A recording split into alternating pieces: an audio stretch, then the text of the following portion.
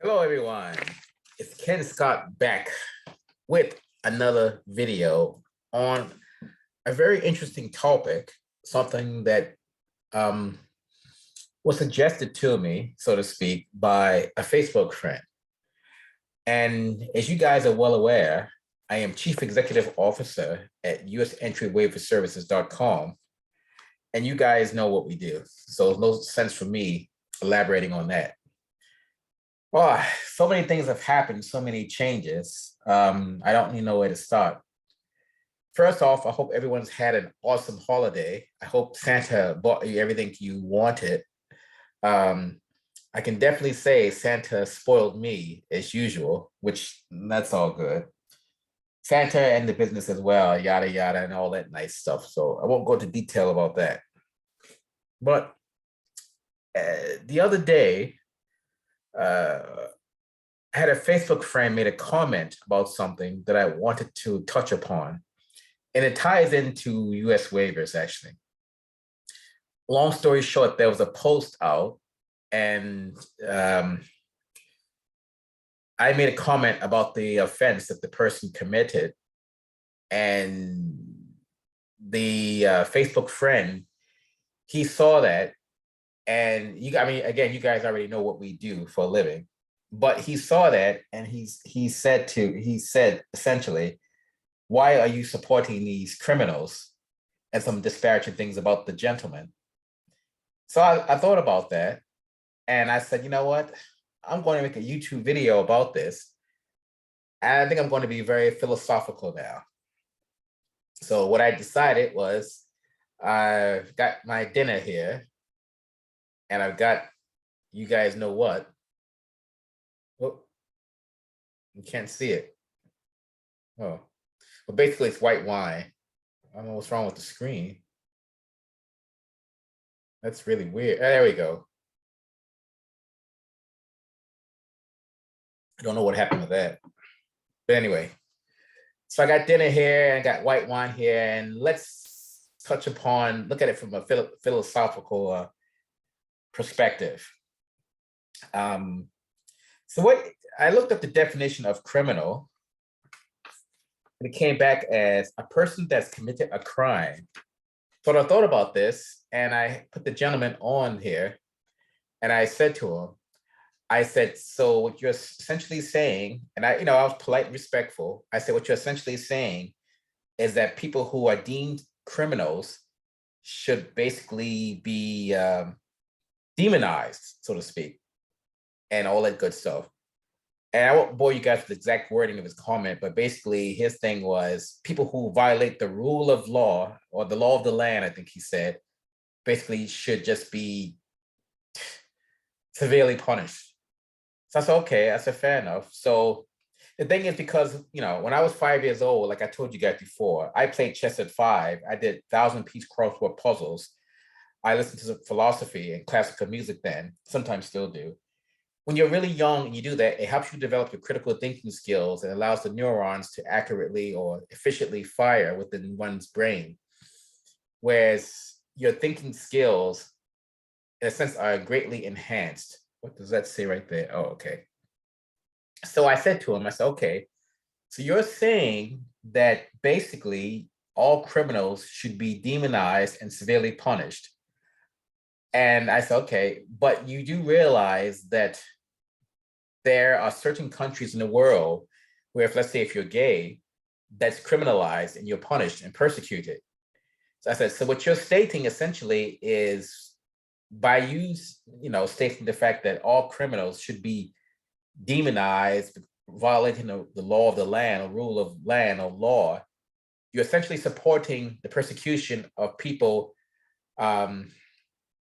that have the, how do you say it? They have different sexual orientation. Basically, people, they have people that, the gay people, lesbians, and et cetera, et cetera. So you're supporting the persecution of those people then. I said, because if those countries deem them as criminals for, whatever reason, you're supporting their persecution. And for some odd reason, he was as quiet as a mouse after that. He made no more comments. I can't imagine why. And this ties into waivers because the fact that guys, there are too many people here who want to finger point at others to try to shame you, bring you down. And that's one of the things that really pisses me off. Just because someone is convicted of a criminal offense, which sometimes they actually did not do it, doesn't mean you did it because you're convicted. What have you done to help these people? Okay, yes, you can finger point, say, yeah, bad person, yada, yada. But what role did you contribute regarding helping this person recover or get rehabilitated? Or are you just going to demonize them and say they're lower than what's under the sole of your foot, your shoe? I don't think that's right. I don't think that's right. I don't like people that finger point. And we've had waiver providers that have said not nice things to waiver clients on the phone. One example is, and I won't say the person's name, this person, and if this person's watching the video, this person knows who he is. He basically told a waiver client that she would never ever get back into USA. And he says to her, I'm going to hang up now and go have dinner with my wife. I just think he's flickering. Oh, I lost my, okay. I'm just disintegrating here. There we go. He said, I'm going back to have dinner with my wife. And he said, because my wife is here and you're not with your spouse. And, when it was relayed back to me, I think that was very unnecessary. That's very ignorant of this person to say that. But then again, I'm not surprised because this person has done other things to people in such a manner, anything to collect the check. And you guys know me well enough to know by now, we don't do that. So what I want to say to you waiver applicants, you might feel like a little ashamed discussing your offense, but don't feel that way when you talk to us. What I mean? We're here for you. What's happening to me? There we go. We're here for you. So we've seen pretty much everything. I mean, we're not going to judge you. We're not going to say bad person, all this good stuff, yada, yada. And my body keeps disappearing off the screen. I don't know what's going on here. I guess I'll just have to sit like a hunchback. That's really weird. But yeah, I don't want you guys feeling demonized, I guess I can't move ahead then. I don't want you guys feeling demonized about this kind of stuff because, I mean, don't let these waiver providers or people put you down. Screw it. You guys will just have to deal with half a body. But don't let these people put you down or demonize you. I mean, when you discuss your offense with us, we're not going to prejudge you or think badly of you. It's okay because, everyone makes mistakes. Everyone has a past.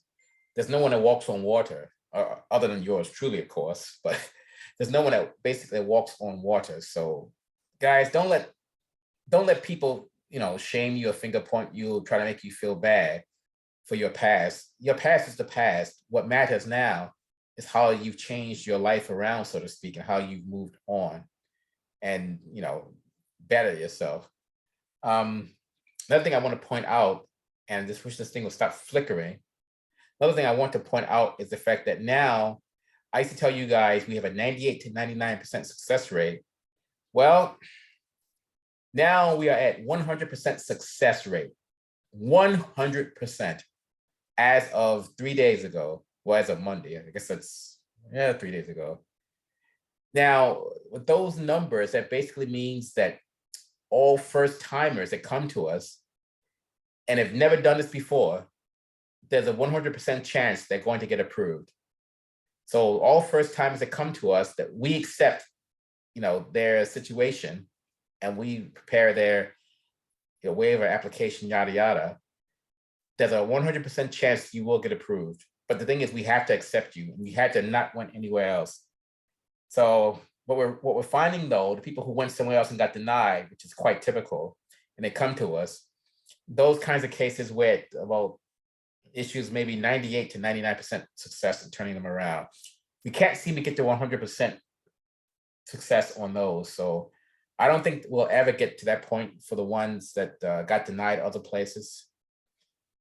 The best we can hope for is 98% for those kinds of issues. But I would venture to say we're probably the highest in this industry for success and other things. And also we're the only one with 6 locations around the world. So this video basically is kind of like to let you guys know to not allow yourself to be shamed. Another thing, don't be scared of these CBP officers. They're not going to bite you. We had one guy, and today he was, well, the gentleman was apprehensive about how the officers treat him. And this, my body flickering is driving me insane. Okay, I just move like that, freeze. And the thing is, gentlemen, I understand what happened, but I mean, he's going to be good to go. So I don't want you guys feeling shamed.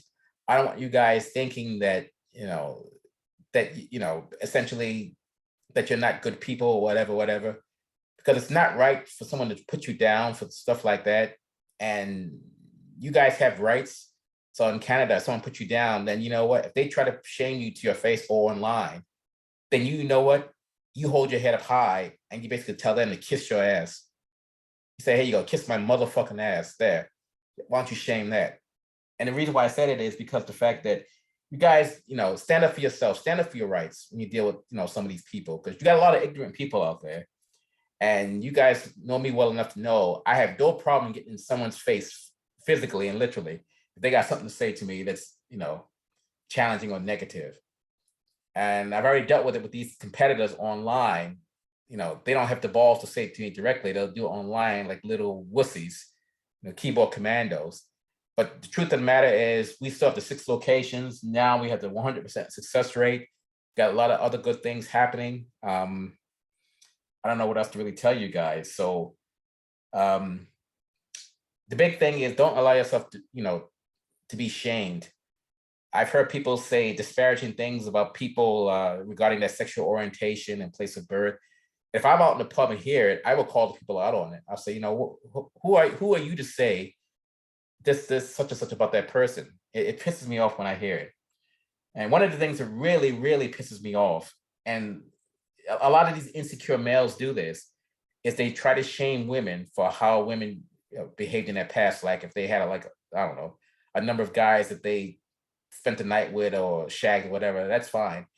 The thing is, that is her business. That's no one else's business. And I don't like it when these guys, some of these guys, these insecure guys do that shaming. Because again, girls, if you girls are listening, tell them to kiss your ass and go to hell. Because the fact that whatever you do, it's your business and it's your pleasure. Don't allow these guys to put you in a corner and shame you and try to control you that way, because frankly, it's none of their business.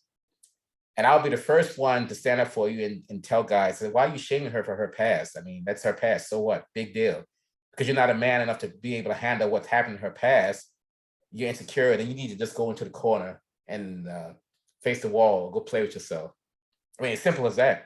So I guess basically I'm the I guess the guy in the cape, so to speak, who comes down and who's there for the oppressed and the underprivileged, so to speak. So I will always be that way.